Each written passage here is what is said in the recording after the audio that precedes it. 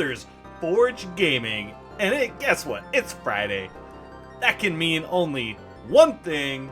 It's time to play your favorite Konami games.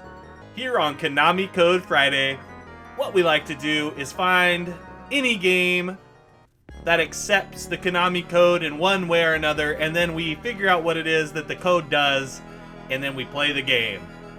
Okay, so as you can see here, what you want to do is you want to go into the options menu, and you want to set the BGM to 5 and the sound effects to 73.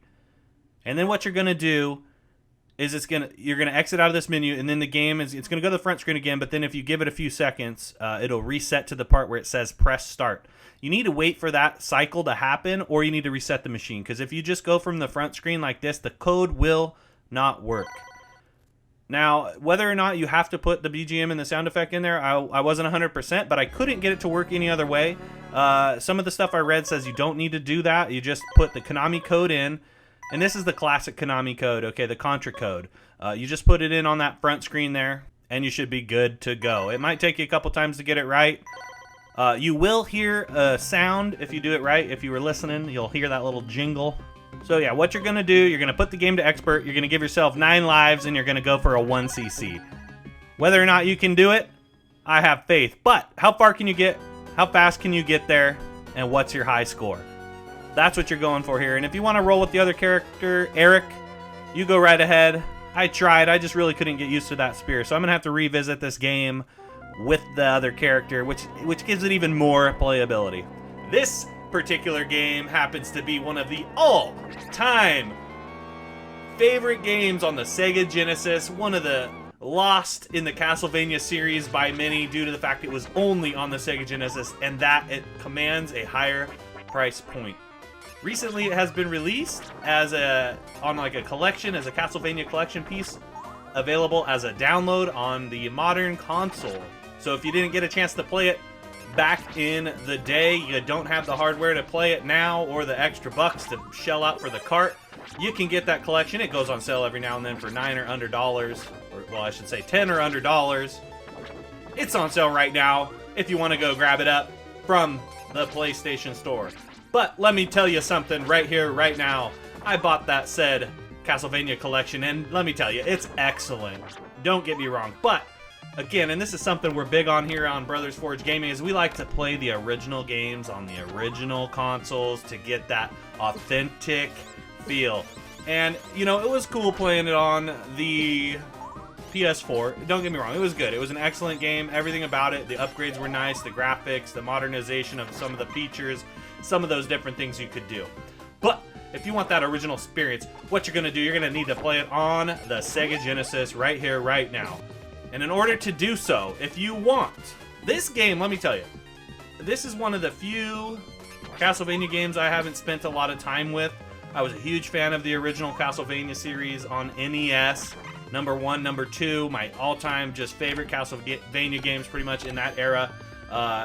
And this was a big thing for me. It actually, when the 16-bit era came out, I was a little bit of an 8-bit snob. I'm like, what's this 3D graphics crap? You know, I want my 8-bit 2D style game, and you know, so I missed out on a lot of that era of gaming.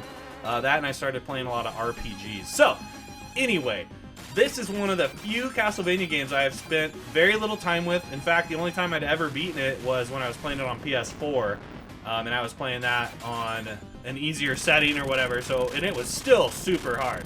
But what this challenge is for you, what you're gonna do, you're gonna put that Konami code in. You're going to play this game on expert with 9 stock lives and see how far can you get. What's your high score going to be, and how fast ultimately can you get to where you're going? In this era of gaming, you have to remember, this is pre all the games that, you know, this is pre the ESRB, this is before any of that stuff. So on the Nintendo, they tried to be more of a family console. Even though it's interesting, some of the games they still put across. But, so, you know, like Mortal Kombat, they're like, oh, we don't have blood, that kind of thing. So, in this particular game, you're going to see some pretty crazy and wild animations that you maybe wouldn't see on a Super Nintendo or a Nintendo version of this style of game, which is what sets it apart from its similar games from this time, from this era. And if that isn't enough for you, this game brings authentic Sega Genesis sound, and it is fantastic. If you have stereo capabilities on this thing, you should hook it up, blast it, rock and roll it, man. This is one good experience. Like I said, this game is challenging. It is tough as can be. I wouldn't expect you guys to sit here and watch this whole playthrough. I want to say I go for about 40 minutes or so on this thing. If you would rather just go ahead and skip to the end to check out my time, my score, you go right ahead. You've been hanging out with Brothers Forge Gaming. Make sure to come on back, check us back for more Konami Code Fridays. And make sure to check out the entire playlist to see if you have what it takes to challenge Brothers Forge. We'll see you next Friday.